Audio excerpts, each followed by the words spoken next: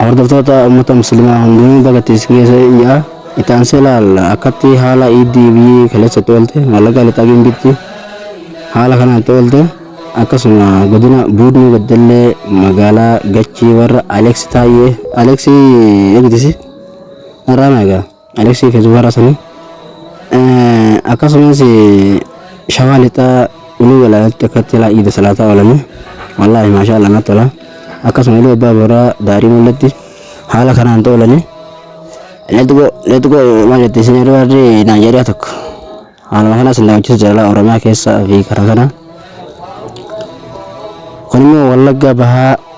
magaalaa Naqamtetti haala kanaan istaadiyeemii Naqamtetti toolanii kun immoo Bishooftuu Finfinnee gara Gadaanuu kana gara Adaamaa galii kanaanii akkasuma Shawaa Kaabaa Salaaletti haala kanaan musliimoonni toolanii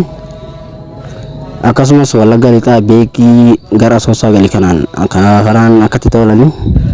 akkasumas Walloo Dasee karaa kanaan akkatti toolanii wallaahi natti tola maashaallah musliimoonni hedduun magaalaa gurbaa fi xiqqoo keessatti Arsii lixaa gada Basaasatti immoo haala kanaan akka toolanii namticha mana ta'uu garuu kun maal qaatiraa ta'uun oolta asimmoo warra Guduruu Wallaggaa Shaambutti haala kanaan iidaa oolte iidamaa oolte musliimoonni Oromiyaa keessa jiran baay'een isaanii asimmoo Dambidolloo haala kanaan iidamaa oolanii akkasumas gidaamii ayyaanaati si bakki tun gidaamii ayyaanaatti fakkaate haala kanaan musliimoonni toolanii asitti immoo Shawaa lixaa Amboo haala kanaan toolanii boqor Oromoo fi Oromoo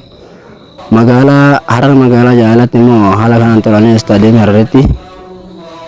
asimmoo Boonuu Beddellee magaalaa Gachii warra Aleeksii Kamaree Osanto irra deebi'e akkuma qabu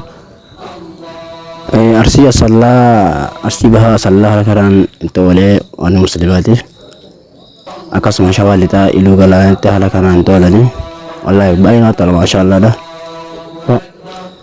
biyya atileetota Buquji haala kanaan toolte musliimoonni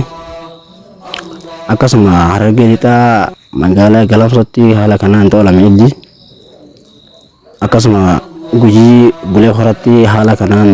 iida dabarsaa oolanii musliimoonni hundinuu akkasuma godina Booranaa Yaaballootti haala kanaan salaan iida salaatame